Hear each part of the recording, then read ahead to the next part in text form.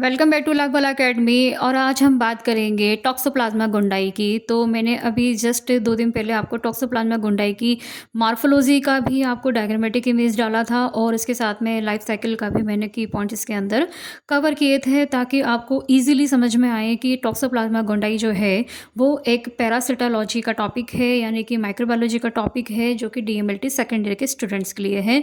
तो बेसिकली जब भी हम पैरासिटोलॉजी कवर करते हैं तो हमें इंडिविजुअल पैरासाइट के उनके होस्ट के बारे में और उनकी लाइफ साइकिल के बारे में डिस्कस करना होता है। तो आज जो हम टॉक्सोप्लाज्मा गुंडाई एक टाइप का प्रोटोजोआ है, जिसको कि आज हम यहाँ पर लाइफ साइकिल में कवर करेंगे। तो टॉक्सोप्लाज्मा गुंडाई की जो लाइफ साइकिल है, बहुत से बच्चों को इसमें कन्फ्यूज़न होता है कि ये थोड़ी लंबी है, ये थोड़ी टफ है, लेकिन अगर आप इसको कंसेप्ट वाइज अगर समझ के पढ़ेंगे तो ये बिल्कुल भी टफ नहीं है। तो देखिए, स्टार्ट करते हैं टॉक्सोप्लाज्मा गुंडाई की लाइफ साइकिल। तो टॉक्सोप्लाज्मा गोंडाई जो होता है वो 2 होस्ट में अपना कंप्लीट करता है लाइफ साइकिल। तो पहला जो होता है वो होता है, एक होता है इसमें सेक्सुअल साइकिल और एक होती है इसमें एसेक्सुअल साइकिल।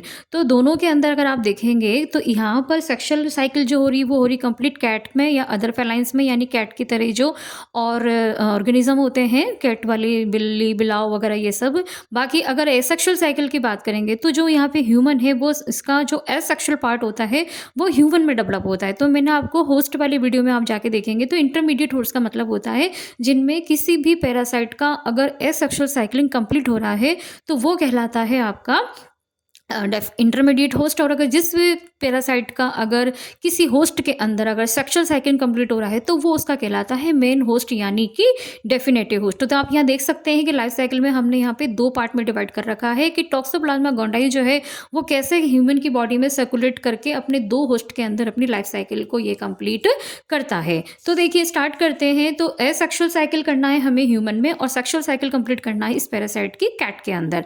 तो जो मेन होता है यानी कि ह्यूमन जो होता है उसको सबसे पहले यहाँ पे जो इन्फेक्टिव स्टेज है वो क्या दे रखी है यहाँ पे, स्पोरुलेटेड सिस्ट।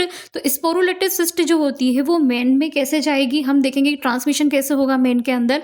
तो मेन के अंदर जो ट्रांसमिशन होगा वो होगा बाया कंटामिनेटेड फूड एंड वाटर, यानी कि पहले से कोई बिल्ली थी, उसकी पॉटी के अंदर या उसके फीसस के अंदर ये स्पोरुलेटेड सिस्ट थे, लेकिन जिसने वाटर को कंटामिनेट कर दिया।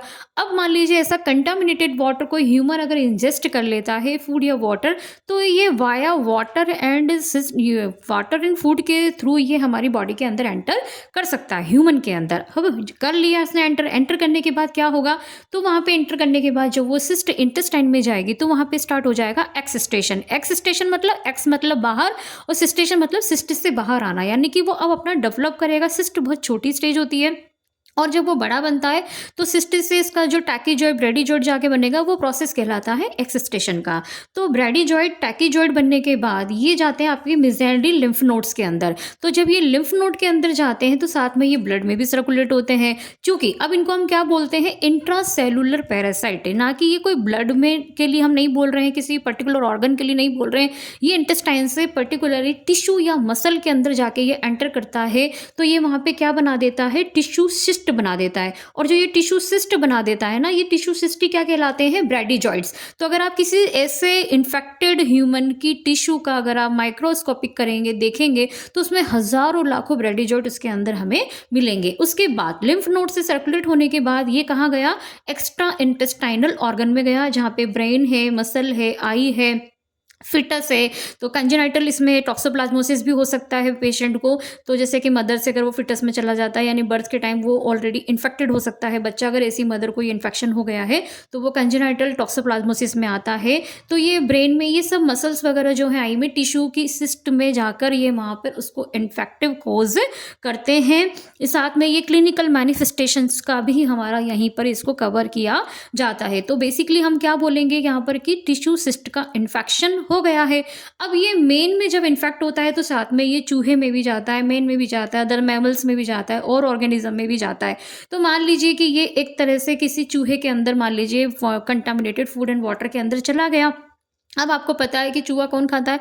बिल्ली खाती है। तो बिल्ली के अंदर ये जो रैट के अंदर जो टिश्यू सिस्ट था, मान लीजिए यहाँ पे कोई रेट है, इसमें कोई टिश्यू सिस्ट वाला इन्फेक्टेड कोई माउस होता है, वो माउस अगर कोई ऐसी बिल्ली खा लेती है, क्योंकि बिल्ली इसका डेफिनेटिव होस्ट है, तो ये जो ब्रैडीजॉइट्स है, इसके अंदर कहाँ जाएगा? ये कैट में जाएगा। तो एक पहली साइकिल कहाँ कंप्लीट हो गई है? इंटरमीडिएट होस्ट में। साइकिल में क्या कंप्लीट हुआ है कि सिस्टिसिस का एडल्ट बना, यानी कि इसके ब्रैडीजॉइट्स और टैकीजॉइट्स बने। तो ये क्या कहलाएगी? आपकी एसेक्सुअल साइकिल कहलाएगी। अब ब्रैडीजॉइट्स बन गए, बनने के बाद ये जो ऑब्वियसली वाली बात है कि ये अगर मैमल्स को इफेक्ट कर रहा है तो मैमल्स के फीसेस में भी निकलेंगे ये सिस्ट्रिएट ब्रैडीजॉइट्स। फिर इस तरह का कोई चूहा, मान लीजिए इन्फेक्टेड कोई चूहा अगर कोई बिल्ली खा लेती है, तो बिल्ली के अंदर क्या हो जाता है? इन्फेक्शन हो जाता है, बिल्ली के पेट में चला जाता है। अब चूंकि बिल्ली के पेट में जाने के कारण यहाँ पर इसकी जो साइकिल स्टार्ट होती है वो होती है सेक्सुअल साइकिल। तो ये रोडेंट मीट खाएगी, ऐसा रोडेंट मीट जिसके अंदर ऑलरेडी ब्रैडीजॉइट्स या टिश्यू सिस्ट प्रेजेंट था। तो कैट के इंटेस्टाइन में जाने के बाद यहाँ पर शाइजोगोनी, गेमेटोगोनी, यानी कि इनके गैमेट्स बनेंगे। गैमेट्स बनने के बाद इनके फर्टिलाइजेशन होगा, इनका टॉक्सोप्लाज्मा गोंडाई की सिस्ट का। देन ये पहले अनस्पोरुलेटेड होंगे, देन बाद में ये स्पोरुलेटेड हो जाएंगे। तो ये 1 से 2 से 4 इसके अंदर स्पोर्स प्रेजेंट होते हैं। देन वापस ये कैट की फीसेस से बाहर निकल जाएंगे और वापस ये जब फूड और वाटर को कंटामिनेटेड करेंगे तो इससे मैन या कोई भी अदर मैमल इसमें इन्फेक्टिवेट हो सकता है। तो टॉक्सोप्लाज्मा गोंडाई बेसिकली जो यहाँ पे की पॉइंट है लाइफ साइकिल का वो ये है कि आपको यहाँ पर ये ध्यान रखना है कि टॉक्सोप्लाज्मा गोंडाई का जो डेफिनेटिव होस्ट होता है वो होता है कैट, और इंटरमीडिएट होस्ट होता है ह्यूमन या अदर कोई भी मैमल्स। तो जो यहाँ पर आपके इन्फेक्शन क्रिएट कर रहा है वो एसेक्सुअल साइकिल के थ्रू इन्फेक्शन क्रिएट कर रहा है और कैट को भी इन्फेक्ट कर रहा है, पर कैट यहाँ पर फाइनली उसका स्पोरुलेटेड oocyst बनाकर वापस कंटामिनेटेड फूड एंड वाटर को इन्फेक्ट करके मैन के अंदर ये अपनी लाइफ साइकिल को कंप्लीट करता है। तो आई होप आज आपको टॉक्सोप्लाज्मा गोंडाई का लाइफ साइकिल का फीचर समझ में आया होगा।